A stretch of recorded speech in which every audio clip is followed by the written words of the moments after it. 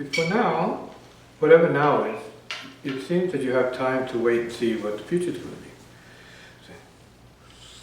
So now you have to take responsibility for what the future might be, in a sense. So practice then must be deepened in order to have a better sense of what must be and what will be, and so on and so forth. We need to know what is really present and where we are in the present. Not so much as your geography, because we're not talking about relocation, we're talking about realization. It's very, very different from location. We're not talking about where your body is, but where your mind needs to be.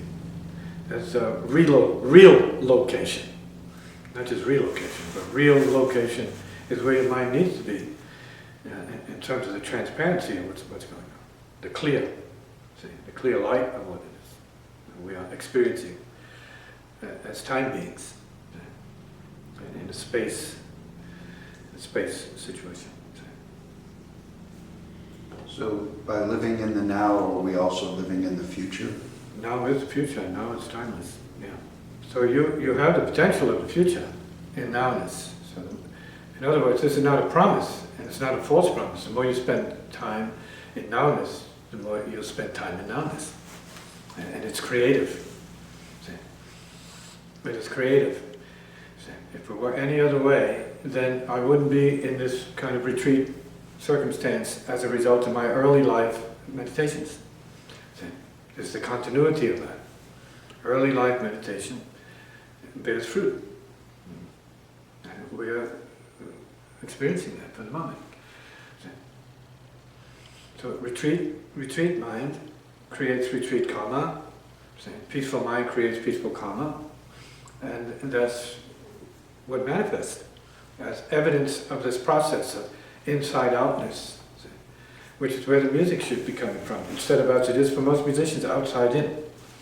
Where the physical determines what you play, because the physical determines what you hear, what you're conditioned by, what you're cultured by, and so what you must play. See? And then when you get to that sort of, I guess you might say, trap, where you have to play what they hear for you to play, and then you're no longer part of what it is.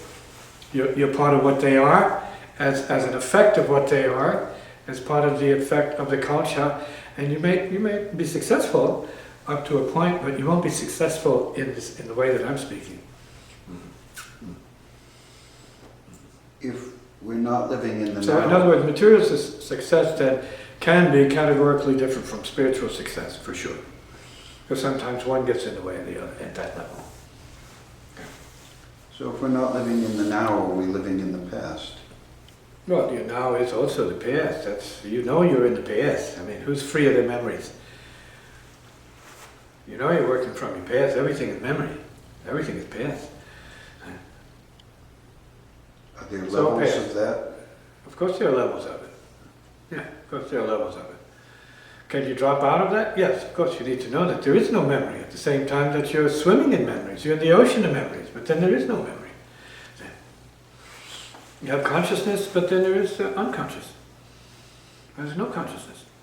And they're simultaneously coexisting, co-emerging at the same time. So that's why, to balance it out, you need to go to the no. Not as a negative, but the balance. It's only the balance. You say mom and dad, the balance. So this and that is the balance. And so the idea of the no is the balance for the idea of what it is. And then it's no is. And what it isn't then. It's a balance, but it's the same thing. So we are what it is. We are the future, we are the past, and we are neither. We're in the now. The truth of the matter is the now. Would you say that Because you don't have any of them. You don't have either without now.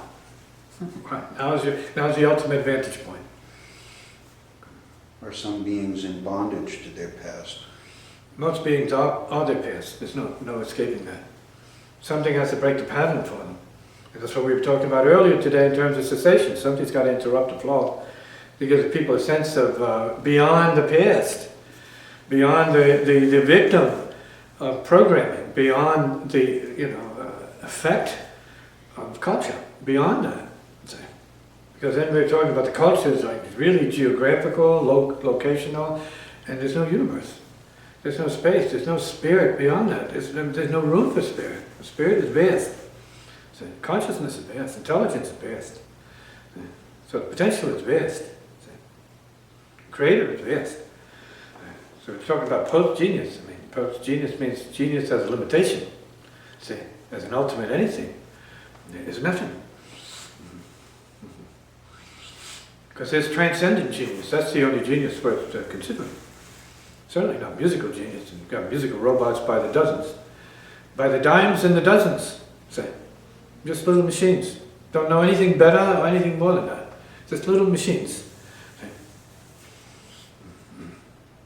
Pathetic little machines. They're doing a service out here, but they have to know they're just little machines. See, to be true to their potential. They're just little machines. And as we outgrow that, and I've met many virtuosos along the way who have outgrown it, say, I had no idea what I was subjecting myself to when I was, up and coming virtuoso. I thought it was something great and special because I had the ovations and the awards and everything else. I'm just a little prisoner. I said, good for you. Say, post-genius. So how do we transcend our past? Stop being it. Know what it is. And know there's no past. You have to suffer. And that's key to it. There's no body you have to suffer. There's no one you are here to suffer. It's not on the contract to suffer. Except by assumption. By cultural assumption. Oh, well, you're this and you're that, so you have to suffer what comes with that. It's not spiritually correct. It's socially correct. Not spiritually correct. Would you say that memory equates to suffering? And memory is suffering, thinking is suffering, feeling is suffering, knowing is suffering, being, breathing is suffering, everything is suffering. As Buddha said, the first noble truth, life is suffering. Truth is suffering. But that's not the end of it. See? That's the first of the noble truths. That there's a source of suffering, and that suffering can be changed, and then there's a way to it. So all of this is figured out by the great scientist. And not just by him, it's handed down to him from other great scientists who figured it out. So, do some beings live in the now, and the now creates the future, and others live in the past, and the past creates the future? No doubt. The past is always creating the future. So there's no future. There's just an extension of the past. We call it future, but it's past. Repeating itself. It means there's no future. There's no future that's other than the past. I think, to be fair, that's how it should be read. Is keeping one's focus on the future also keeping one's focus on the past, as opposed to staying in the now? All thinking is the past. Until you get to no thinking, then maybe there's a possibility of the future in the no thinking. Right. So if you can get to no thinking, you've come a long way. You're at the verge of genius when you get to no thinking. You're not far from it, in the way that I know it. Can the now recreate the past? Now it's always recreating. The now is the past, recreating itself ad infinitum into a future, until your now, which is no time, is then the reality. The now of no time, that means timelessness, the now of timelessness, is recreating a potential future. And that's theoretical. So we say hypothetical, right? Theoretical, hypothetical. But it's a good thought. And that's coming back to the way I play and what I play. What I have to play. It's not thinking about time. And I'm not talking about metronomic time, particularly, but time past. It's not thinking about memory. See, the memory feeds it as fuel. See, but what it's feeding is the burn and the fire of no fuel. See, no fuel. In other words, the so-called fuel is transformed into what it needs to be. Like we're talking about the post-genius, it's post-burn. Post-burn is post-genius. you're playing free of memory? It also includes it, but for the most part, my whole effort is about getting free of memory. Even though I play familiar things, that's not what I'm doing. That's not what I'm about. See, I can play that, but then that's a little burn off of memory. But that's not the creative process. That's a little memory coming in to serve the purpose of a little memory, which is, giving people a reflection of what was. And there's nothing wrong with that. It's great. Classical music, what was, perfect. Done. School of what was, but not what is or needs to be in all cases. See? It's supposed to be the greatest school on earth, which it can be. Classical music. Right? Make you the best virtuoso. Complete extreme type. I became that without having to go to any school. So would classical music, let's say, be recreated by being heard by somebody as new, hearing it for the first time? Recreated? What do you mean Yes. recreated?